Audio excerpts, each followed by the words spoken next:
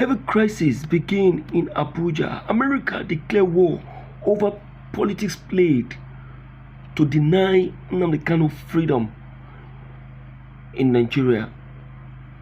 One Tinubu. Yes, my people. Every crisis has finally broke up in Abuja as we speak right now, and of which the U.S. and American government are taking it very, very tough this time to make sure that Nigeria is completely taken out unexpectedly. Now, Bashir Ahmed, yes, the former aide to President Mohammed Buhari, has said so. As a U.S. senator, is now proudly declaring they will target those who helped implement Sharia law in Nigeria, as if practicing or supporting Sharia is a crime. You are free now. You are free to oppose Sharia in your own country. My dear listeners, this guy is just fond of saying nonsensical without a proper reasoning. This shouldn't shock you anyway, because indirectly Nigeria has enforced Sharia law in the country. Yes, Nigeria really imposed Sharia law, and if you give it a typical look again, you will see that some of the rule of laws in Nigeria is indirectly pointing at support for Sharia law. Indirectly, they don't want Nigeria, some persons to voice out so as to not to attract foreign intervention. But as you can see and as you can observe already, the foreign counterparts are already taking note of this, most especially people like Donald Trump. Yes, pay attention to this video. We'll be right back. Watch this. Is impunity. Condemning external interference does not give cover to practice that violate basic rights. If a U.S. senator speaks out, it is because they and others perceive threat to freedom and to vulnerable communities. The correct response is not to dismiss those concerns as mere medley, but to explain to your people and the world how your law protects all citizens equally. Defend your right to legislate, yea, but also defend the rule of law, equal protection, and basic human rights. Those are the measures by which sovereignty earns respect. Think carefully before you speak. Be measured. And another person said, you should be... Now, you can now hear what people are talking about concerning this crisis that is looming in Abuja, and also the systematic means Nigerian is trying to use to bring in Sharia law. I tell you that the foreign counterparts are very, very observant, and they are taking cognizance and observation of this very coup, saying that Nigeria must be very, very careful. They must be very, very careful, because they will not take it lightly with Nigeria if this is observed. That look, with the look of things and with the way things are going, that Nigeria may likely face a typical division. My people. In fact, I must tell you that we are really facing it off. I'm still taking you. Let's go in there. They are supposed to double for bait. There's nothing there, so you just have to lay down. So he didn't, contain all of us in terms of lying down. So most of us had to sit it out the whole night, and that most of us, included me particularly, I couldn't find myself lying on that, hard concrete floor overnight. So I just sat it out, almost in a fetal position like this, and it was quite traumatic. About 7:30 in the morning, the following day, they came for us, and of course we didn't have telephone privileges, so nobody knew where we were. We were taken initially to the police CID headquarters in Gariki. and they led people to believe that's where we were. So somewhere along the line, in the late of the night, when it was about 7:30 in the evening, they just ordered us out. Came out, they deployed tear gas against us. It was very perplexing and baffling. I don't know why we would deploy tear gas against people we already have in custody at the force headquarters. And one of them was deployed very close to me. So the entire fume in great volumes, got inhaled into my lungs, and I lost my voice. I'm still trying to get my voice back. That was the second one that was deployed at me personally. The first one was at the point of arrest or interdiction. So all of that got taken in, and I think I'm struggling with some kind of respiratory issues right now. I just came from my doctor, and that's the diagnosis. You can see the cast where they, access my veins to do some intravenous treatment. So that's how it happened. And they took us from Abattoir, that is the SARS, early in the morning, around 7:30, and drove us all the way to Kuje, and nobody told us where we were going. We were all perplexed and confused, and that we had no way of informing our people where we were.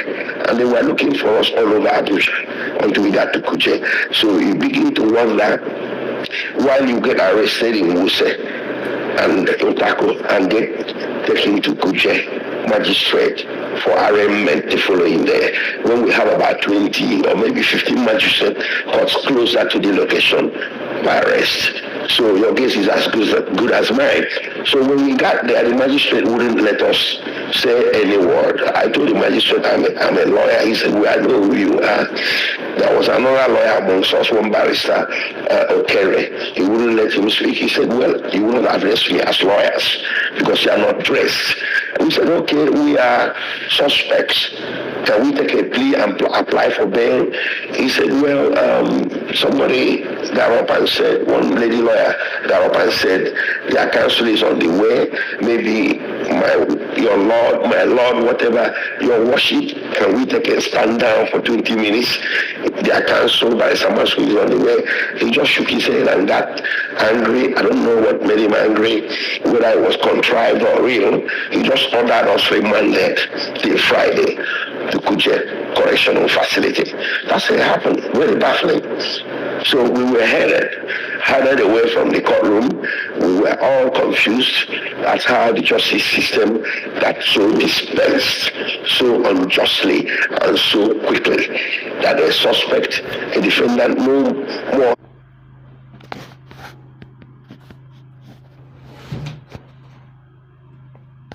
had any right to take a plea. That's a basic right you have when you are producing court. Tell me what I did so I can answer guilty or not guilty. Guilty, you are sentenced. It ends. Not guilty, then you apply for bail. Either your bail application is denied or is granted. But not giving you or affording you the opportunity to take that plea is the most egregious assault at the constitutional requirement of fair hearing. All right. One is tempted to ask, why were you arrested and where were you arrested? They said we disobeyed order of a public officer.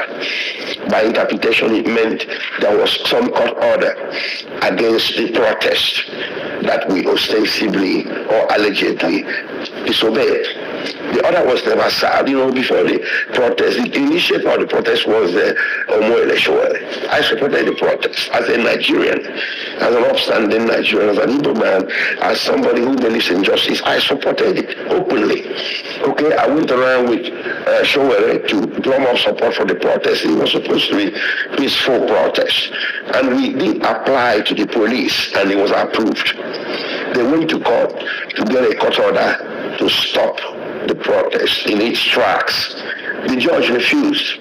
They pressured, so the judge gave a limited order that the protest could go on. But the judge created a perimeter beyond which the protest cannot go. And it was named, in particular, Shehu Shagari Way, the 3-arm zone that includes the Supreme Court, the Court of Appeal, and Aso Rock and National Assembly. That was all. I was arrested behind Transcorp Hilton Hotel along with others. Showere was with me. I don't know how he managed to escape in that whole billow of smoke of tear gas and all that. I think there was a vehicle that was passing by. He managed to jump into the vehicle. The driver opened the door and he jumped in, and something like that. Otherwise, he would have been arrested on the spot. I was with him shoulder to shoulder. So we were around the intersection of Ahmad Bello and Adetubumba de Mola in Wuse. He fell outside the perimeter that the court ordered that you shouldn't go. Right around where you turn onto a small street to go into the EFCC, and those two hotels that have the same name on the left, that was where we were. I was there, my vehicle was parked, my driver was inside. I came out and I was calling Shore on the phone. He asked me, where are you? I told him where I was. So he kept, the moment he got there, we got together, a small crowd formed around us, people that came with him, and others, and so on and so forth. And we just started shouting, yelling, sloganeering peacefully, free Nnamdi Kanu, free Nnamdi Kanu, free Nnamdi Kanu. I think maybe they had a scout somewhere around there. There was no police inside. There was no police cordon. There was no police contingent anywhere around.